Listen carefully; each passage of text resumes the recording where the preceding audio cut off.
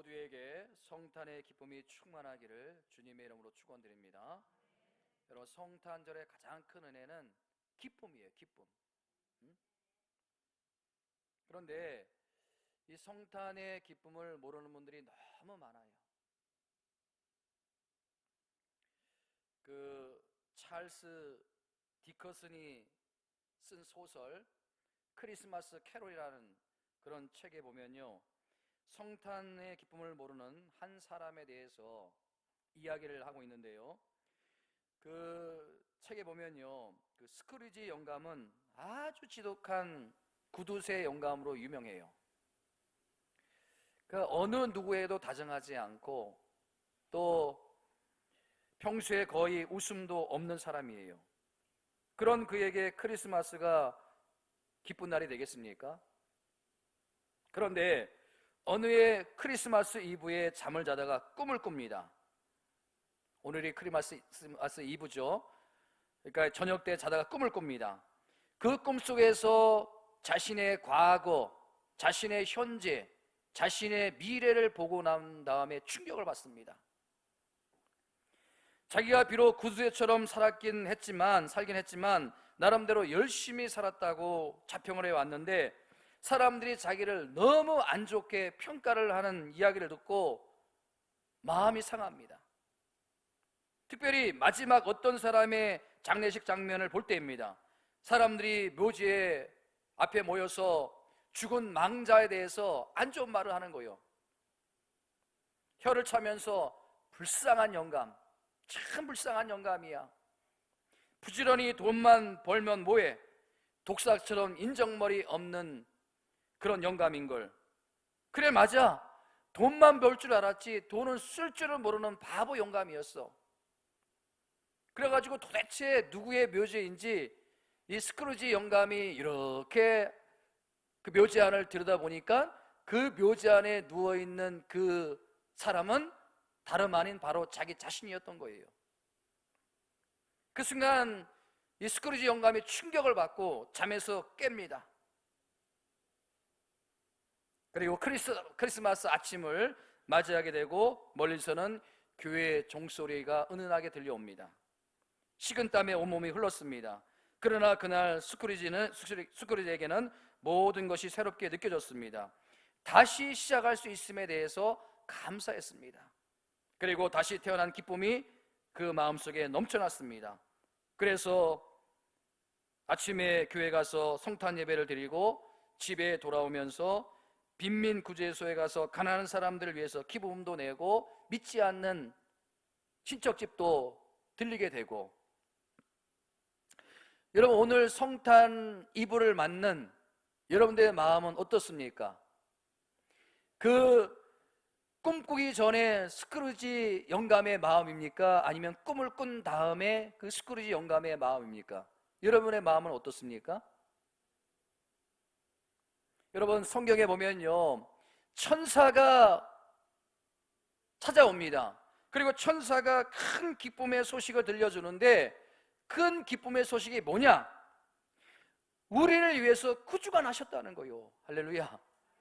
여러분, 누가복음 2장 11절 말씀 큰 소리로 같이 한번 읽어봅니다. 시작. 누가복음 2장 11절 시작. 오늘 다윗의 동네에 너희를 위하여 구주가 나셨으니 곧 그리스도 주시니라.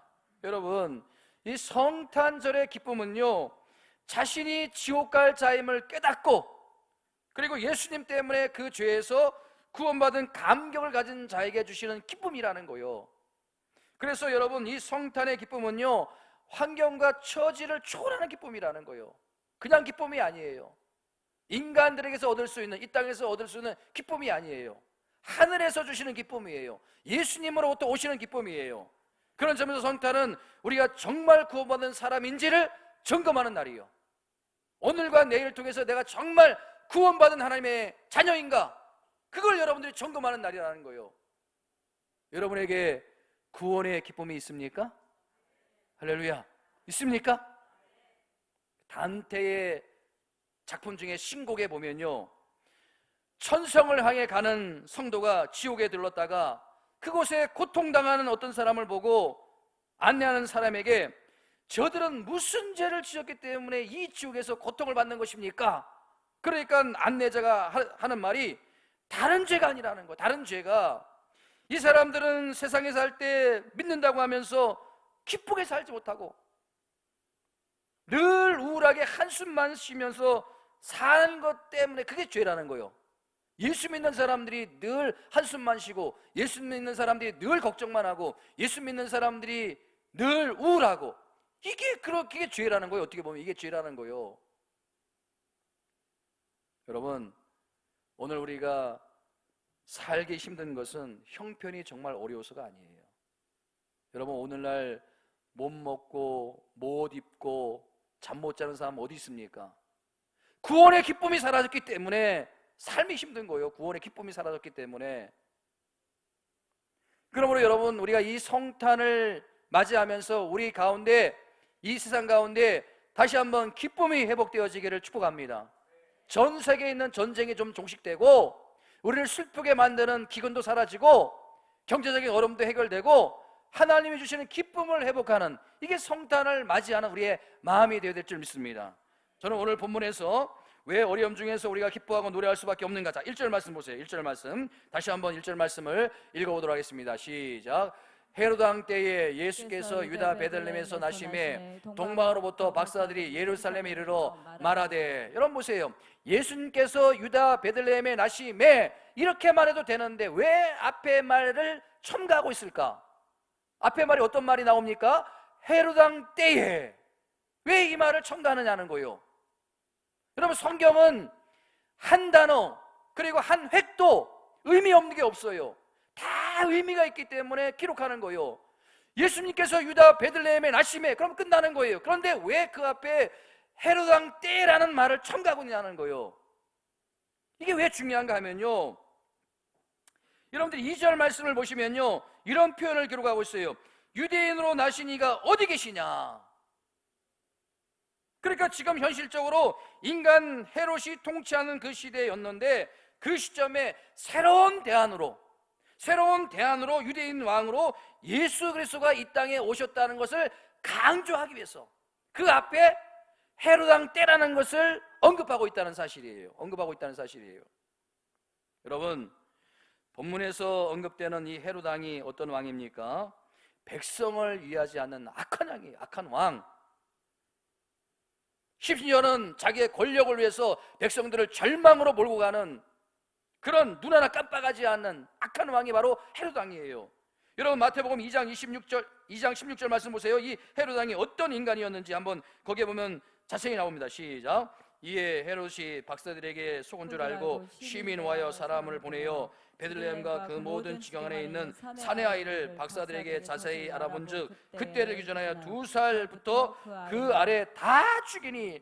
여러분, 자기 왕위를 지키기 위해서 백성들의 눈에 피눈물을 만들게 하고, 심지어는 그 갓난 아이들을 다 죽이라고 명령할 정도로 악랄한 왕, 그 왕이 이 땅을 잡고 있는데 그때에 누가 오셨다는 거예요? 바로 왕으로 예수 그리스도가 이 땅에 오셨다는 거예요. 저는 오늘 본문에 등장하는 이 두 왕을 한번 비교해 보는 거예요. 이 헤롯 왕, 지금 그 땅을 통치하고 있는 헤롯 왕, 아니 지금 새로운 대안으로 오시는 왕으로 오시는 예수 그리스도, 여러분 한번 비교를 해보세요. 한 왕은 백성을 절망으로 몰고 갑니다. 있는 희망조차도 빼앗아 버리는 왕이 바로 이 헤롯 왕이에요. 그런가 하면 오신 새로운 왕 예수 그리스도는 그 고통 중에 있는 백성들을 위로하는 왕, 그리고 그 백성들과 함께하는 왕, 그리고 그 백성들의 눈물을 닦아주는 왕, 그 왕이 바로 이 땅에 오시는 예수 그리스도라는 거예요. 예수 그리스도. 저는 여러분 성탄절을 앞두고 여러분들에게 질문을 합니다. 여러분들이 올 한 해 동안 두 왕 중에 어떤 왕의 영향을 받고 살아왔느냐는 거예요. 어떤 영향을. 헤롯으로 상징되는 이생의 지도자들을 우리가 의지했지 않았는가? 아니면 이 땅에 오신 예수 그리스도를 왕으로 그분만을 의지하고 그렇게 살아오셨는가? 여러분, 우리가 우리 역대 대통령들 투표할 때마다 그 기대감과 소망이 얼마나 이 온 국민들에게 있습니까? 야, 오늘 이 왕을, 이 대통령을 뽑으면 그래도 희망이 있겠지, 그래도 뭔가 달라지겠지, 그런 간절한 기대와 소망을 가지고 맨날 간절한 마음으로 투표를 했지만은, 여러분 우리가 겪어보지 않습니까? 한 번도 우리 마음을 시원하게 해주는 대통령이 만나보질 못한 거예요. 여러분, 게다가 올 한 해 동안 사람 의지하고 사람 믿었다가, 지금까지 사람 의지하고 사람 믿었다가 낭패를 본 경험이 얼마나 많습니까? 그러므로 이제 우리의 무게중심이 인간이 아니라, 이제 영으로 오신 예수 그리스도에게로 옮겨가야 되는 거예요. 할렐루야. 저는 오늘 본문의 말씀을 통해서 묵상하면서 이 동방에서 온 그 박사들의 모습을 보면서 참 너무나 귀한 교훈을 얻게 되는데요, 우리가 어려움에 직면해 있을 때 그때 우리가 어떤 삶을 살아야 되는가, 이 땅을 살아가는데 우리가 어려움에 직면하면 우리는 어떤 태도를 취해야 되는가. 저는 동방에서 온 박사들, 그 분들로부터 우리가 가져야 될 두 가지 아주 중요한 모습을 발견하게 되는 거예요. 첫 번째는 뭐냐면요, 우리가 어려움에 직면하고 삶이 힘들 때 예수님에게서 희망을 찾는 그런 태도가 필요하다는 거예요. 어떤 태도요? 예수님에게서 희망을 찾는 태도. 여러분, 다른 곳에는 희망이 없어요. 여러분, 우리가 대통령들 바라봤잖아요. 우리가 정치인들 믿어봤잖아요. 우리가 법조인들 믿어봤잖아요. 경제인들 믿어봤잖아요.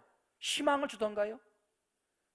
오직 우리에게 희망을 주시는 분은 예수 그리스도인 줄 믿으시기 바랍니다. 그렇기 때문에 우리가 첫 번째 얻을 수 있는 교훈은 예수님에게서 희망을 찾는 태도가 필요하다는 거. 자, 본문 1절 하반절부터 2절까지 다시 한번 읽어보겠습니다. 시작. 동방으로부터 박사들이 예루살렘에 이르러 말하되 유대인으로 왕으로 나신 이가 어디 계시냐. 저는 이 짧은 한마디요, 유대인의 왕으로 나신 이가 어디 계시냐. 한 주 내내 그 질문이 제게서 떠나지 않는 거예요. 유대인은 왕으로 오신 이가 어디 계시냐. 여러분, 일이 잘 풀리지 않을 때 인간을 의지했다가 배신을 당하고 그로부터 찾아오는 실망감이 마음에 짓누를 때 유대인 왕으로 나신 이가 어디 계시냐. 여러분, 그 동방에서 온 박사들이요, 그 동방에서 왜 거기까지 왔겠습니까? 그 동방에서 찾다 보니까 박사들이지만 많은 공부를 했지만은 희망이 보이지 않는 거예요. 세상이 어두운 거예요. 그러다 보니까 그 멀리서 찾아온 거 아닙니까? 그러면서 찾아와서 한마디가 뭐예요? 유대인으로 왕으로 오신 이가 어디 계시냐. 희망을 찾고 싶다는 거예요. 희망을 좀 갖고 싶다는 거 아닙니까? 여러분, 곰곰이 한번 생각해 보세요. 그 당시는요, 교통이 발달되지 않은 때예요. 그러니까요, 이 동방에서 박사들이 이 예루살렘까지 오기는요, 무려 수백 킬로, 아니 수천 킬로, 온갖 어려움과 온갖 위험을 무릅쓰고 여기까지 멀리 달려온 그 박사들이요, 그러니까 그들에게는 그만큼 메시아에 대한, 세상이 희망이 없고 세상이 절망적이고 어둡고, 그러니까 그 메시아의 탄생에 대한 소망과 기대가 간절했다는 이야기 아닙니까? 그 먼 거리에서. 에? 결국에는 그들의 기대와 소망대로 예수님을 만나는 그런 기쁨을 누리지 않습니까? 여러분에도 그러한 기쁨이 있기를 축복합니다. 저는요, 이 누가복음에 나오는 안나라는 분과 시몬이라는 분을 참 존경하고 좋아합니다. 여러분, 그 안나라는 여인, 그 어떤 사람인가요? 누가복음 2장 36절과 37절에서 이렇게 묘사합니다. 자, 같이 한번 읽어봅니다. 시작. 또 아셀 지파 바누엘의 딸 안나라는 손자가 있어 나이가 매우 많았더라. 그가 결혼한 후에 7해 동안 남편과 함께 살다가 과부가 되고 84세가 되었더라. 이 사람이 성전을 떠나지 아니하고 주야로 금식하며 기도함으로 섬겼더니 38절 시작. 마침 이때에 나와서 하나님께 감사하고 예루살렘의 속량을 바라는 모든 사람에게 그에게 대하여 말하니라. 여러분, 이 안나라는 여인을 한번 보세요. 여러분, 세상적으로 말하면 정말 아무 희망이 없는 여인 아닙니까? 예? 결혼한 지 7년 만에 그 남편이 세상을 떠났어요. 그래서 과부로 몇 년을 살았다는 거예요? 84세가 되기까지 살았다는 거예요. 그렇게 외롭게 혼자 살던 여인이었어요. 그런데 여러분, 이렇게 초라한 안나라는 이 할머니에게 놀라운 한 가지 사실이 일어나는 거예요. 놀라운 일이 일어나는 거예요. 어떤 놀라운 일이 일어납니까? 아기 예수님이 이 땅에 오셨을 때 그 당시에 아무도 그 아기 예수님을 메시아로 알아보지 못했는데, 이 무명에 초라하고 연약하고 아무 희망도 없는 이 안나라는 여인이 예수님이 메시아라는 걸 알아봤다는 거예요. 알아봤다는 거예요. 이게 여러분 정말 희한한 일 아닙니까? 정말 놀라운 일 아닙니까? 아닌가요? 그 당시만 해도 여러분, 눈만 뜨면 구약의 말씀을 연구하는 사람들이 얼마나 많이 있었습니까? 예? 수많은 신학자가 그 구약에 예언된 메시아가 언제 올까? 어느 곳에 올까? 어느 때에 올까? 그걸 날마다 연구하는 사람이 수십만의 신학자들이 있었어요. 그 당시만 해도 성경 박사, 사두개인들, 서기관들,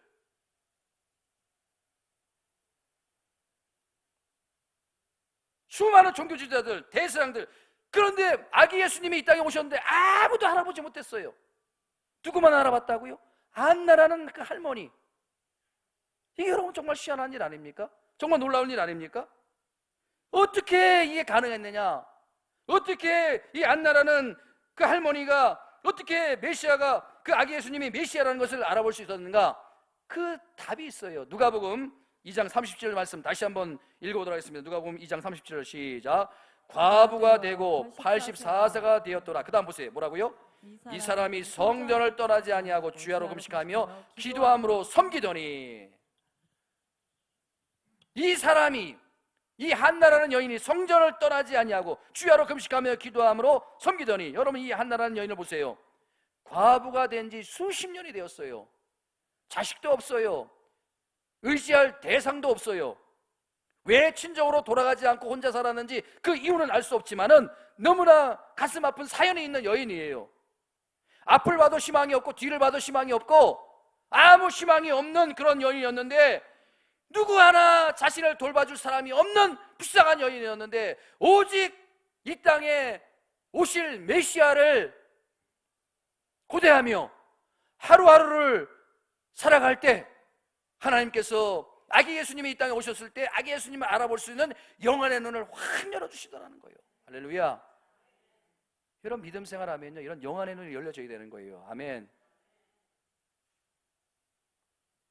여러분, 누가복음 2장에 또 한 명이 나오죠. 할아버지. 할머니가 나오고 할아버지가 나와. 시몬이라는 할아버지가 나와요. 우리 어르신들 여기 참 잘 오셨는데, 예? 여러분, 이 시몬이라는 그 할아버지 한번 보세요. 똑같은 케이스예요. 자, 누가복음 2장 28절과 29절 시작. 시몬이 아기를 안고 하나님을 찬송하여 이르되 주제여 이제는 말씀하신 대로 종을 편안히 놓아주신도다. 여러분, 지금 시몬이 아기를 안고 있다고 하는데 이 아기가 누구예요? 아기 예수님이에요. 아기 예수님. 이런 영광을 누린, 아기 예수님을 안아본 영광을 누린 어르신이 바로 시몬이에요. 시몬. 30절과 31절 32절 말씀 보세요. 시작. 내 눈이 주의 구원을 보았사오니 이는 만민 앞에 예비하신 것이요 이방을 비추는 빛이요 주의 백성 이스라엘의 영광이로다. 여러분 보세요. 만민 앞에 예비하신 자, 이방인을 비추는 빛, 주의 백성 이스라엘의 영광. 이게 누구예요? 아기 예수님을 의미하는 거예요. 아기 예수님. 내 눈이 주의 구원을 보았사오니, 내 눈이 직접 아기 예수님을 봤다는 거, 직접 아기 예수님을 봤다는 거, 안아보고 보았다는 거 아닙니까? 여러분 보세요. 시몬도 그렇고 이 안나라는 여인도 그렇고 이 땅에 오신 예수님 한눈에 딱 알아볼 수 있는 그 비결이 뭐였냐는 거예요. 어떻게 이게 가능하냐는 거예요. 답은 간단해요. 이 시몬 역시도 안나라는 그 여인 할머니와 마찬가지로 한평생 오실 메시아를 기다리고 있었다는 거예요. 오실 메시아를 기다리고 있었다는 거예요. 성전을 떠나지 않고 주야로 금식하며 기도했던.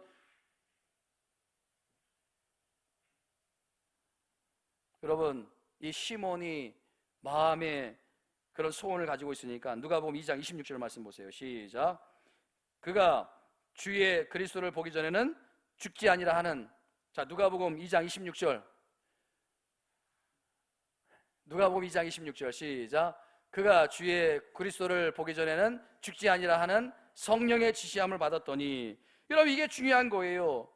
세상적인 눈으로 보기에는 정말 아무 희망이 없어요. 여러분, 그 할아버지, 시몬의 할아버지, 거의 100살에 가까운 할아버지예요. 일어나도 내가 왜 일어나야 되는지, 밥을 먹어도 내가 왜 밥을 먹어야 되는지, 내가 왜 살아야 되는지, 그런 아무 목적이 없는, 삶의 목적이 없는, 존재감이 없는 사람이지만 이제 죽을 날만 손꼽아 기다리는 그 할아버지였지만, 그에게 하나님께서 소망을 주셨어요. 꿈을 주셨어요. 비전을 주셨어요.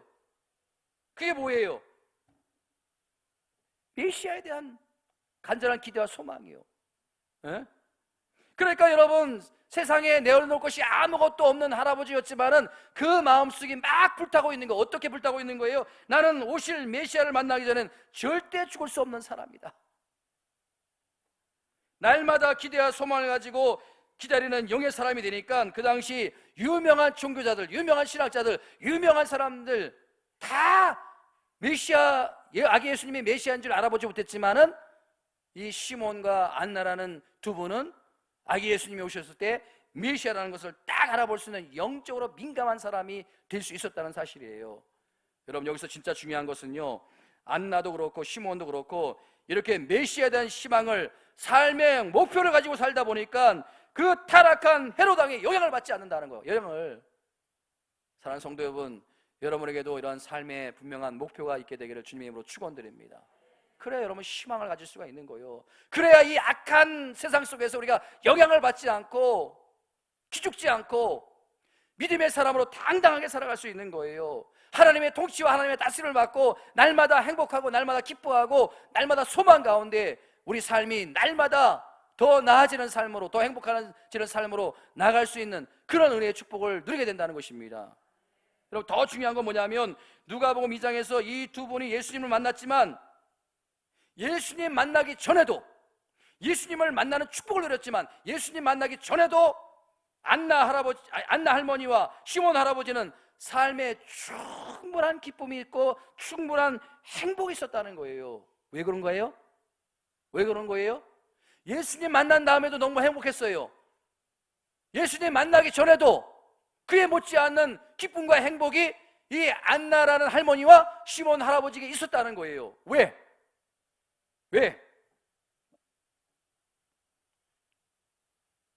그 메시아에 대한 소망과 기대감이요. 예? 삶에 그게 목표가 있으니까. 여러분, 우리 어르신들이 왜 여러분 빨리 이렇게 노쇠화되고 또 힘든지 아십니까? 삶의 목표가 갑자기 상실되어지는 거예요. 내가 지금 뭘 해야 될지 모르는 거예요. 내가 지금 어디를 가야 될지 모르는 거예요. 내가 지금 누구를 만나야 될지 모르는 거예요. 근데 여러분, 이 안나라는 할머니와 시몬이라는 할아버지는 아무것도 없었어요. 희망이 없었어요. 그런데 메시아에 대한 기대감, 소망감이 그 삶을 기쁘게 만들고 그 삶을 행복하게 만들고, 앞이 막히고 뒤도 막히고 희망이 없는 그런 일이 찾아올 때 우리가 예수님께 희망을 둔다면 그것보다 더 큰 희망이 없는 거예요. 여러분에게 이런 희망을 품게 되는 은혜가 있기를 주님의 이름으로 축원드립니다.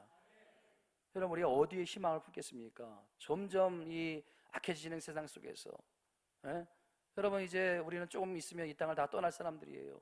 근데 여러분, 이 땅을 보세요. 이 나라, 이 민족을 보세요. 저는 참 지금 이제 저출산이 심각해지지 않습니까? 저출산이 심각해지는데 저출산을 이야기하는 사람들이 애를 안 낳아요. 세상에 대통령이 애가 없고요. 그런데 자기가 저출산할 그런 말을 할 자격이 있습니까? 아니, 아나운서들 다 결혼 안 해놓고 자기들 저출산하는 할 말 자격이 있습니까? 애를 낳은 다음에 그런 말을 해도 해야지.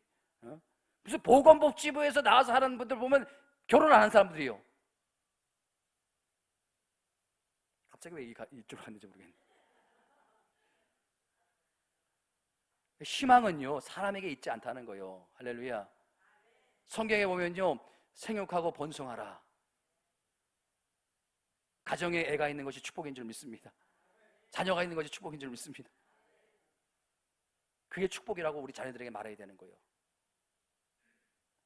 두 번째는 우리가 어려울 때 가져야 될 또 하나의 중요한 태도가 있는데, 희망을, 우리가 예수님에게서 희망을 찾는 태도를 갖는다면 그 다음에 한 걸음 더 나가서 그 희망을 찾은 예수님께 예배 드리는 태도를 가져야 된다는 거예요. 이게 중요하다는 거예요. 여러분, 본문 2절 말씀 보세요. 2절 말씀, 본문 2절 말씀 시작. 본문 2절 말씀 시작. 유대인의 왕으로 나신 이가 어디 계시냐? 우리가 동방에서 그 별을 보고 그에게 경배하러 왔노라 하니. 여러분 보세요. 유대인으로 왕으로 나신 이가 어디 계시냐 물었던 동방 박사들이 예수님을 찾고자 한 이유가 뭐라는 거예요? 이유가 뭐라는 거예요? 왜 여러분 그 맨 동방으로부터 수백 킬로 수천 킬로를 위험을 무릅쓰고 온 동방 박사들이 예수님을 찾는 이유가 뭐냐? 이유가 뭐예요? 첫 번째는 이 땅에 메시아가 와야 희망이 있다는 거 아닙니까? 그래서 예수님께 희망을 둔 거예요. 희망을 예수님께 찾는 거예요. 그리고 그 아기 예수님을 찾고 그 다음에 뭐를 하겠다는 거예요? 뭐를 하겠다는 거예요? 그 먼 걸 찾아오는 이유가 뭐라는 거예요?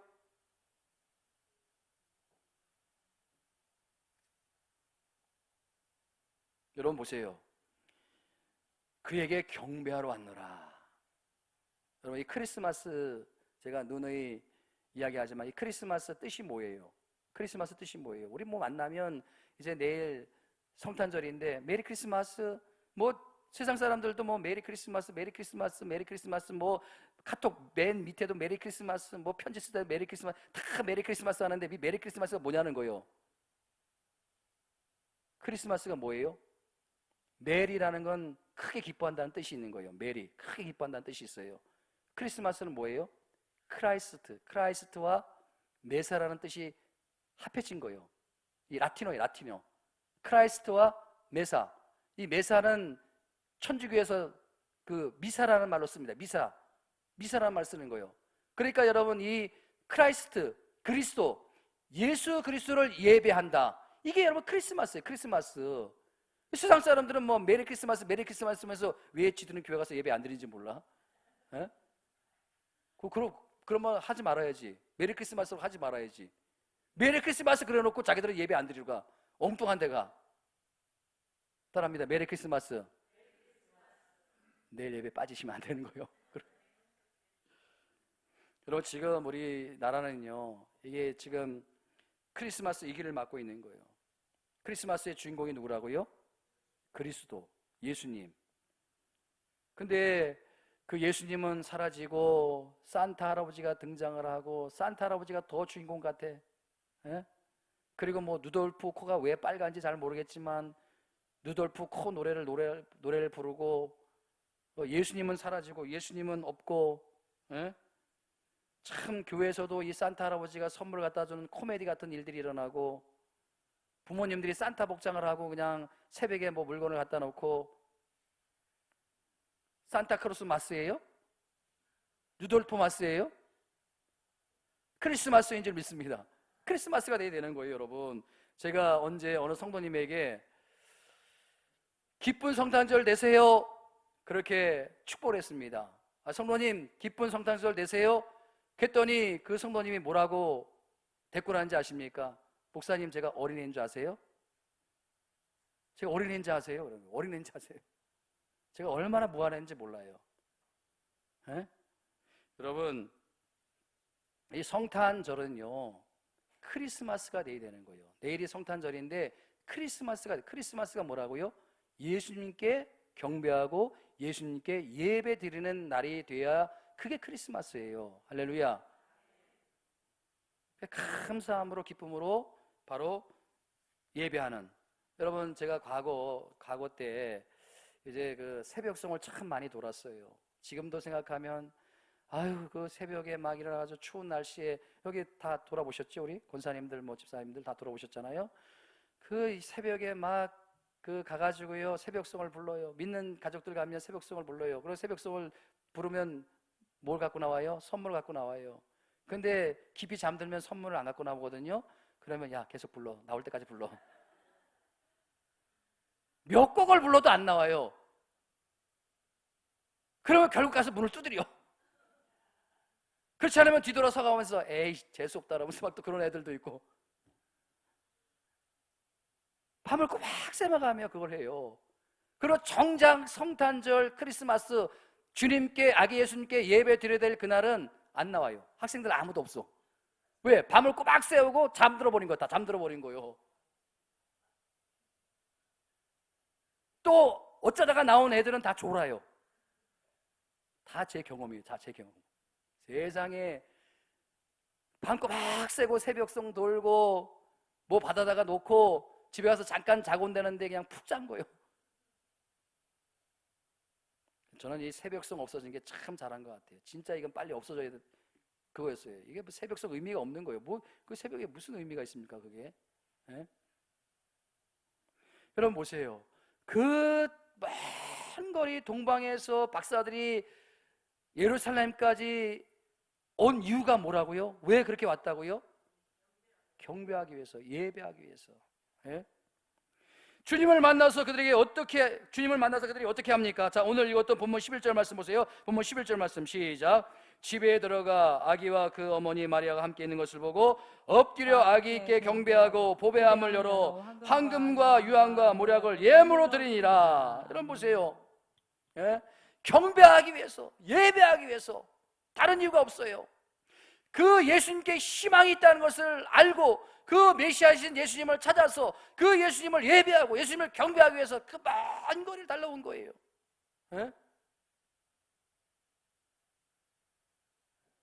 여러분 보세요. 이렇게 마음을 담아 예물을 드리며 예배를 드렸는데, 예수님께 예배를 드렸는데 정말 중요한 게 뭔지 아십니까? 정말 중요한 게 동방박사들이 그렇게 귀한 예물, 황금과 유황과 모락을 전부 다 귀한 것으로 드렸어요. 그 귀한 것을 드리며 경배했는데 그 경배와 예배 전에 선행되어야 되는 게 뭐냐는 거예요. 여러분들이 내일 이제 기쁨으로 예배 드립니다. 감사로 예배 드립니다. 여러분들이 가져야 될 마음, 그게 뭐냐는 거예요. 여러분 11절 앞절에 10절에 뭐가 나오는지 한번 보세요. 10절에 어떤 말씀이 나옵니까? 10절에 시작. 그들이 별을 보고 매우 크게 기뻐하고 기뻐하더라.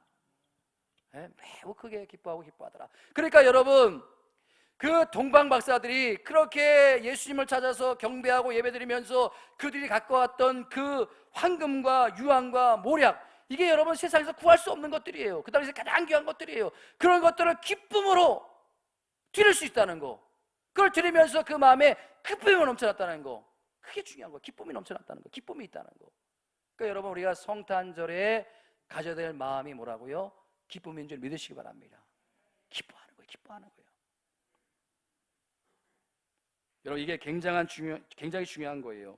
우리가 어려운 세상에 동화되지 않고 이 타락한 세상에 물들지 않고 이 세상에다가 희망을 두지 않고 오직 예수 그리스도에게 소망을 두면 살만 나지 않는 세상, 답답한 이 세상에서 정말 기뻐하는 일들이 우리 가운데 일어날 줄 믿습니다. 이게 바로 성탄절을 맞이하는 우리 마음이 되는 거예요. 이게 예배예요. 제가 지난 주간에 이제 마태복음 22장 말씀을 묵상하다가 너무나 중요한 한 가지 진리를 발견했어요. 여러분, 그 마태복음 22장 여러분들이 집에 가서 읽어보시면 아시겠지만은 그 왕이 잔치를 이제 준비합니다. 그리고서 사람들을 초청해요. 손님들을 초청해요. 근데 그 말씀에 보면요, 예복을 입지 않는 사람들을 다 내쫓아요. 근데 여러분 보세요. 그 말씀에 보면요, 왕이 진수성찬을 준비해요. 살찐 송아지, 최고의 음식, 각종의 짐승을 준비하고 모든 것을 갖추고 손님을 초청합니다. 근데 여러분 보세요. 우리가 상상을 해보면요, 우리가 무슨 일을 하다가 초청을 받았어요. 그런 잔치에 초청을 받았어요. 그러면 최고급 음식이 있어요. 야, 이거 정말 너무 맛있고 너무 좋다, 오늘 너무 행복한 시간이다, 그랬는데 제가 성경을 가만히 보니까 아주 특별한 것을 제가 발견했는데, 여러분 한번 보세요. 마태복음 22장 2절 말씀, 마태복음 22장 2절 말씀 시작. 천국은 마치 자기 아들을 위하여 혼인잔치를 베푼 어떤 인과 같으니. 예? 여러분, 그 준비된 잔치는요, 손님을 위한 것이 아니라는 거예요. 손님을 위한 것이 아니라 누굴 위한 거? 자기 아들을 위한 거. 예?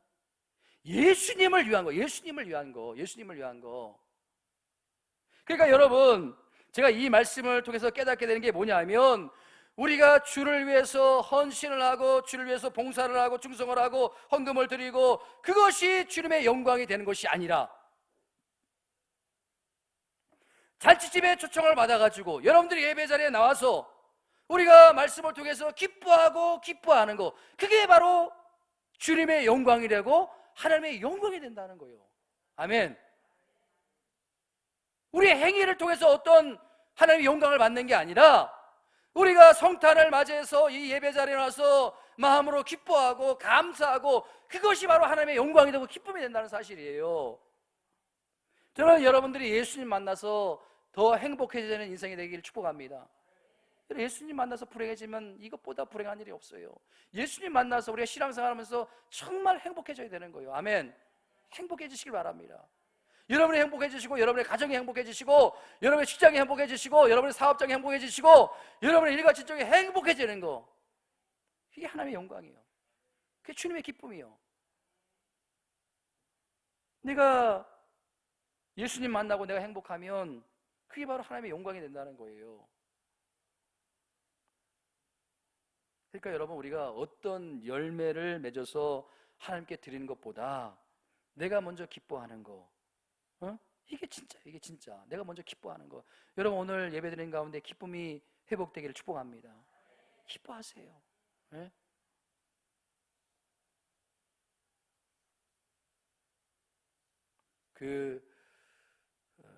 로리 베리 존스라는 분이 최고의 경영자 예수라는 책에서 예수님은 잔치를 준비하는 분이다, 그렇게 설명합니다. 예수님은 잔치를 준비하는 분이다. 저는 그분의 책을 읽으면서 이게 정말 예수님이 이 땅에 오신 목적이구나, 이게 신약 성경을 관통하는 메시지구나, 그걸 깨달았어요. 거기에 책에 보면요, 예수님이 탄생하실 때 하늘에서 불꽃놀이가 시작되었고, 우리가 여의도에 가면 막 불꽃놀이하고 부산에 불꽃놀이 축제다고 그러는데, 그거에 못지않은, 그게 몇만 배 빛나는 그 불꽃놀이가 하늘에서 펼쳐진 거예요. 그리고 웅장한 빵빠레와 음악이 있었다. 먼 지방에서 동방 박사가 예물 가지고 왔고 들의 양치기들이 와서 축하하였다. 예수님은 가나 혼인잔치에서 물로 포도주를 만드심으로 분위기를 완전히 바꿔 놓으셨다. 오병야로 장정 5천 명의 배고픔을 해결하는 떡잔치를 벌이셨다. 부활하신 후 갈릴리 호숫가에서 제자들과 함께 물고기 바베큐 파티를 벌이셨다. 탕자의 비를 통해서 잔치를 준비하고 계신 아버지에 대해서 말씀하시며 혼인잔치를 배설하는 임금에 관하여 말씀하셨다. 예수님 당신이 오신 목적에 대해서 말씀하시면서 요한복음 10장 10절에 보면 인자가 온 것은 양으로 생명을 얻게 하고, 여러분들이 구원받는 게 목적이에요. 1차적인 목적이요. 그 다음에 더 풍성하게 얻게 하려 합니다. 이 땅에 살면서 기뻐하고 이 땅에 살면서 행복해하는 것이 예수님이 이 땅에 오신 목적이라는 거예요. 제가 그 책을 읽으면서 머리가 끄덕이져지는, 머리가 끄덕끄덕하는 거야. 마음으로 동의가 되는 거예요. 예수님과 동의하는 삶은 잔치에 참여하는 기쁨이 있는 삶이구나.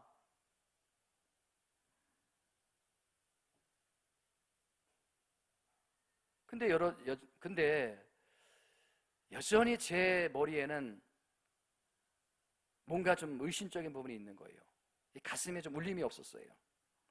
그런데 그 책의 마지막 부분에 소개한 한 어린아이 퀴즈, 그것을 읽고 제 마음이 그냥 뻥 뚫렸어요. 제 입에서 웃음이 터져 나왔어요. 예수님께서 부활하셔서 최초로 하신 말씀이 뭘까? 예수님이 부활하셔가지고 그 제자들이, 이제 로마 병정들이 예수님의 제자를 잡아 죽이려고 수소문하니까 제자들이 어느 집에 들어가서 숨어서 방문을 걸어 잠그고 다 숨어 있지 않았습니까? 부활하신 예수님께서 부활의 몸으로 제자들 앞에 나타났어요. 그러면서 최초로 하신 말씀이 뭘까요? 처음으로 하신 말씀이 뭘까요? 그 어린아이가 그걸 퀴즈 낸 거예요. 그러면서 그 답을 가르쳐 주더라고요. 뭐라고 말씀하셨는가? 그 어린아이가 답을 가르쳐 줬는데, 짠!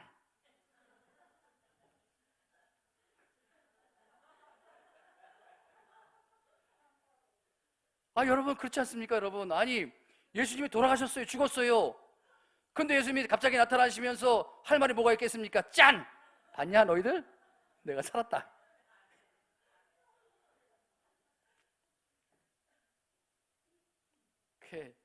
그 정답을 제가 이렇게 보면서 주님이 하신 말씀이 다 이 성령께서 하신 말씀이 들려지는 거예요. 야, 김 목사, 좀 웃어라, 웃어. 뭐 그렇게 맨날 심각하냐?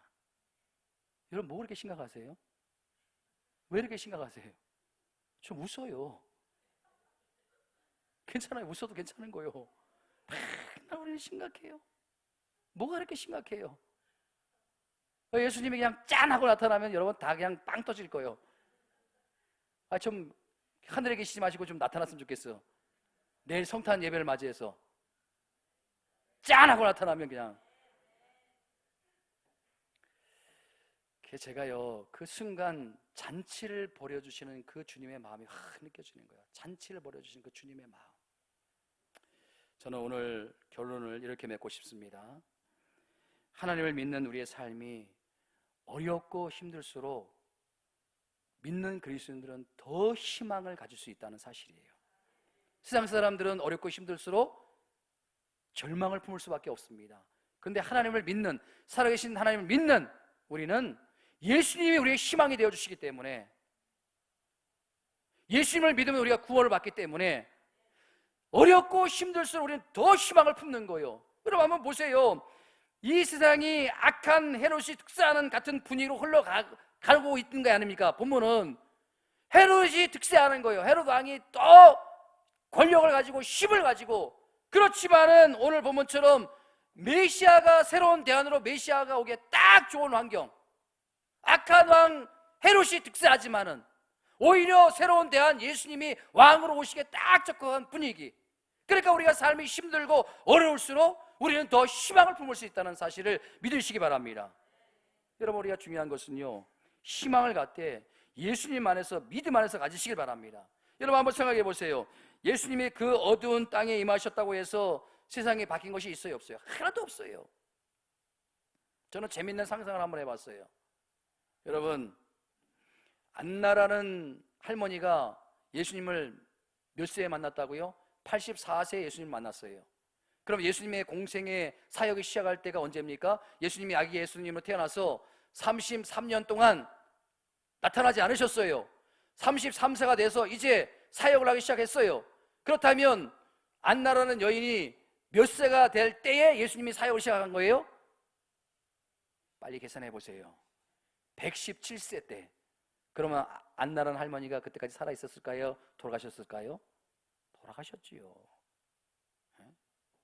그러니까 여러분, 안나라는 여인은요, 예수님은 만나긴 만났지만은 예수님이 이 땅에서 사역을 하실 그때는 경험하지 못한 거예요. 세상이 바뀌는 걸 보지 못한 거예요. 시몬 할아버지도 마찬가지예요. 주님을 만났지만은 세상이 변화되는 것을 못 보고 죽었어요.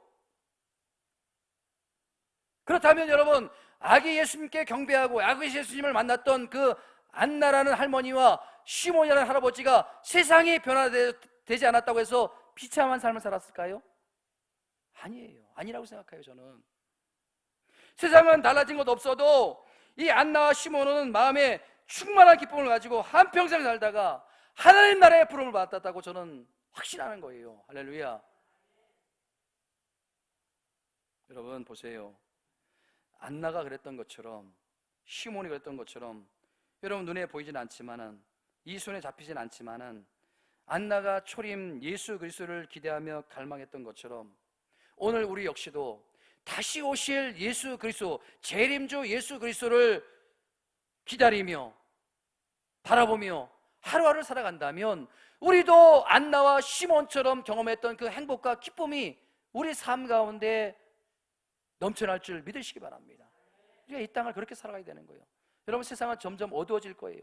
점점 사나워질 거예요. 점점 힘들어질 거예요. 우리가 어떻게 이 세상을 살아갈 수 있겠습니까? 이제는 우리가 안나처럼, 그리고 시몬처럼 이 땅의 제2의 크리스마스, 이 땅의 재림주로 다시 오실 예수님, 그분만이 우리의 희망이에요. 그분만을 바라볼 때, 우리가 그분만을 바라보며 희망을 품을 때, 그리고 그분께 나와서 예배 드릴 때, 동방박사들이 기쁨을 얻고 다시 돌아갈 수 있었던 것처럼, 안나와 시몬이 남은 인생의 기쁨과 행복으로 살아갔던 것처럼 여러분에게도 그러한 기쁨과 행복이 있게 되기를 주님 이름으로 축원드립니다.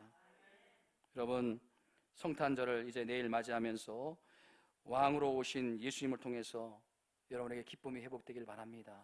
그리고 또 그 예수님을 통해서 위로 받으시기 바랍니다. 그리고 세상 속에서 상처받고 또 악한 사람들에게 등 돌림을 받고 그런 눈물, 우리 주님께서 다 닦아주시는 그런 기쁨이 있기를 주님의 이름으로 축원드립니다. 우리 다시 오실 제2의 크리스마스를 생각하며 주님 다시 오실 때까지 찬양드립니다.